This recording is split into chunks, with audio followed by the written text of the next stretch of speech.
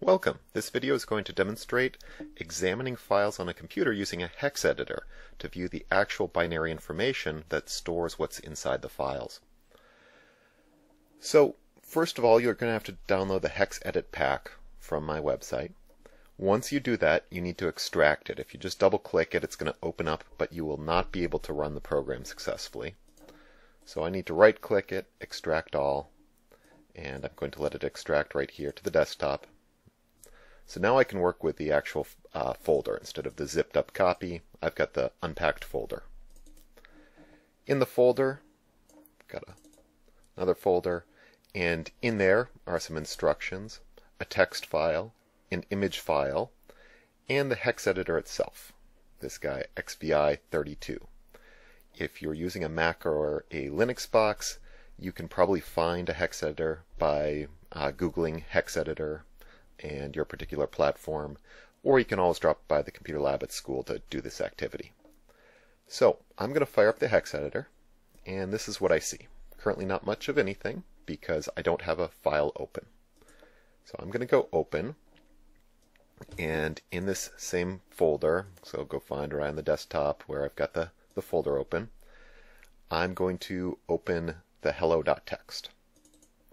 And this is what I see: 48, 65, 6C, 6C, 6F.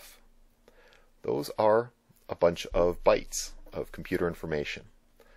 48, the hex decimal number 48 corresponds to the decimal number 72, and on the ASCII table, 72 is capital H. The next byte, 65 in hex, is 101 in decimal, which is lowercase e on the ASCII table. And there's 6C and 6C because those represent 108, and there's two L's in the file.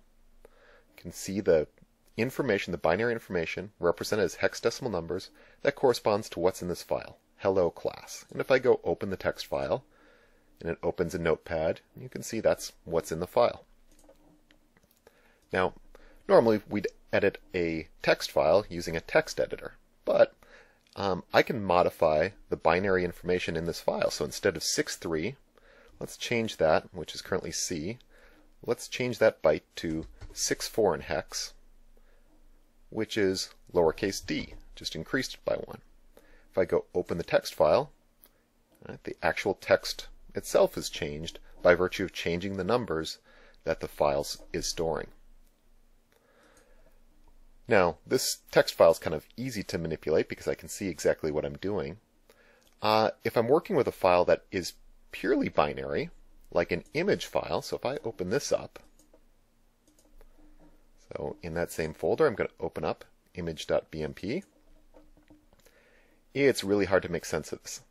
There's actually 3 characters of text right at the start. BMP are the first 3 bytes, and that's just a little trick that the computer can use to identify if this is really an image file, if the file that I've named .bmp really has that kind of data in it. But the rest of it's just numbers, and it doesn't correspond to any text. It corresponds to a picture. If I open it up in Windows Photo Viewer and blow it way up,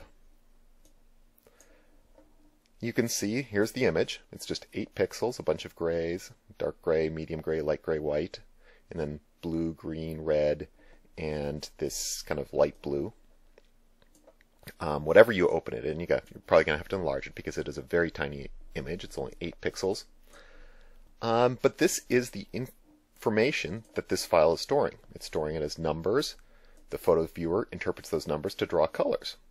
And if I know about how the computer represents those colors, I can change these numbers to change the colors.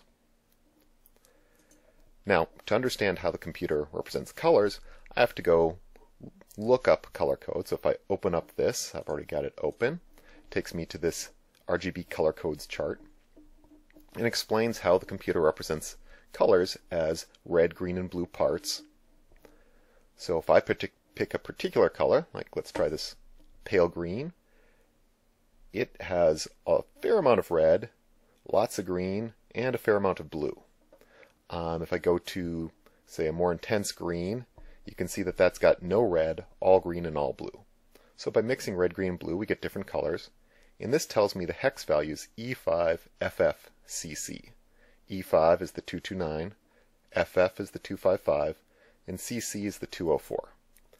So if I want to try and make this pale green in the hex file, I have to remember those digits, and I also have to know about how the image is formatted. And it turns out the way these images are formatted, the BMP files that I'm working with, we actually have to list the blue part first. So I'm going to put CC first, and then the green, and then the red. So CC, FF, and then E5. Take this block, which is the blue, then that's the green, and then that's the red. So I'm going to go do that. And to figure out where to put it, I have to find a pixel to replace. Now FF, FF, FF, I happen to know stands for pure white. If I hover over white, you can see that. So I'm pretty sure that this FFFFFF is the pure white pixel.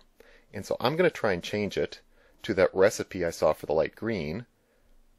But remember, I've got to reverse the byte, so I'm going to do CC. And then FF, that doesn't change. And then E5. And I'm going to save that. And now I'll open up the image again. And we'll blow it all the way up. And you can see the white pixel is now this pale green. I've successfully modified that color by modifying the binary information in the file. Now, obviously, this would be a very painstaking way to, say, edit a photograph, but behind the scenes, when you're working in something like Photoshop or any other image editor, this is how the computer's manipulating the data. If you do something to make things darker, it's just going to scale down the red, green, and blue parts of all the colors. If I change white to green, it's going to change FFFFFF to something like CCFFE5.